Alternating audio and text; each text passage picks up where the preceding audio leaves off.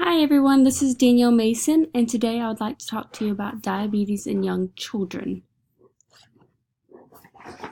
According to the CDC, diabetes is a chronic, long-lasting disease that affects how your body turns food into energy.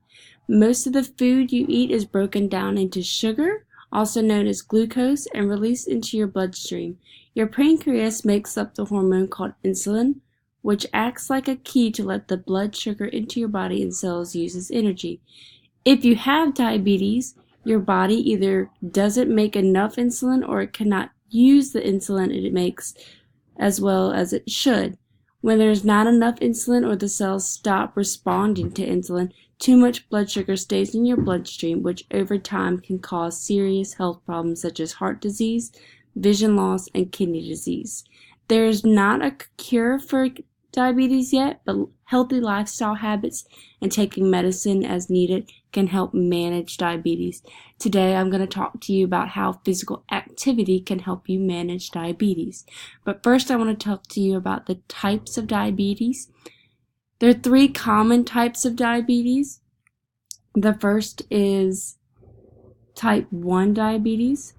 Type 1 diabetes is caused by an autoimmune reaction where the body attacks itself by mistake that stops your body from making insulin. About 5% of the people who have diabetes have type 1. Symptoms of type 1 diabetes often develop quickly and it usually diagnosed in children, teens, and young adults. Then there is type 2 diabetes, where your body doesn't use insulin well and is unable to keep blood sugar at a normal level. Most people with diabetes, 9 in 10, have type 2 diabetes. It develops over many years and usually diagnosed as adults. Lastly, you have gastrodiabetes developed in pregnant women who have never had diabetes. Here's a chart to just tell you a little bit more about the types of diabetes. Like I said, type 1 is your body doesn't make insulin from the pancreas. Type 2, your body doesn't make enough insulin and cannot use the insulin properly. And lastly, gastrodiabetes is where it develops during pregnancy. Risk factors for diabetes I have listed here.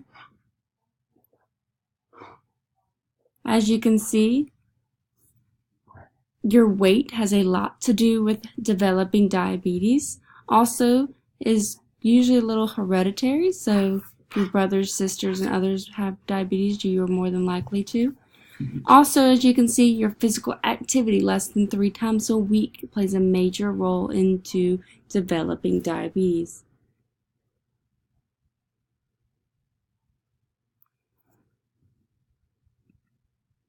Physical activity.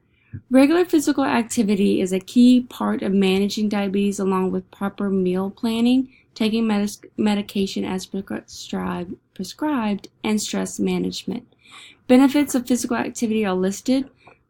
Most of the time it helps you lower your blood pressure and your LDLs as well. Types of physical activity that most people like to engage in is continuous activity like walking, using the stairs, moving around throughout the day, aerobic exercise like a brisk walk, swimming, or dancing, strength training like lifting weights, and flexibility exercises such as stretching. Being active throughout the day reduces the amount of time spent sitting still is important for everybody. Make sure if you have diabetes, you're up and moving. Aerobic exercise makes your blood and bones stronger. It also improves your blood circulation, which is important for people at risk for type 2 diabetes. Some ways to get some aerobic exercise is, like I said, taking a brisk walk, going dancing or taking dance aerobic classes, swimming or walking, or biking, Strength exercises include lifting light weights at home or joining some classes at the gym can also be beneficial. We also like to make sure that students, especially in Alabama up to grade 9, experience physical activity at least 60 minutes per week. It is important. At my school, we see all the students 30 minutes a day, so we see them daily, so they get plenty of physical activity. We currently have 5 students with diabetes at my school. As I said, here are the types of physical activities that people with diabetes can engage in, as well as monitoring their diet and making sure that they take their medicine as prescribed. One of the top resources that people with diabetes can use is ADA. The ADA mission, as followed for schools, as stated below, that all staff members need to know the basic knowledge of how to manage diabetes and what to do in case of emergency. School nurses is the primary provider of diabetes care, which is true at my school. She monitors all 5 of our students daily. And students are allowed to carry and self-care for themselves throughout the school day.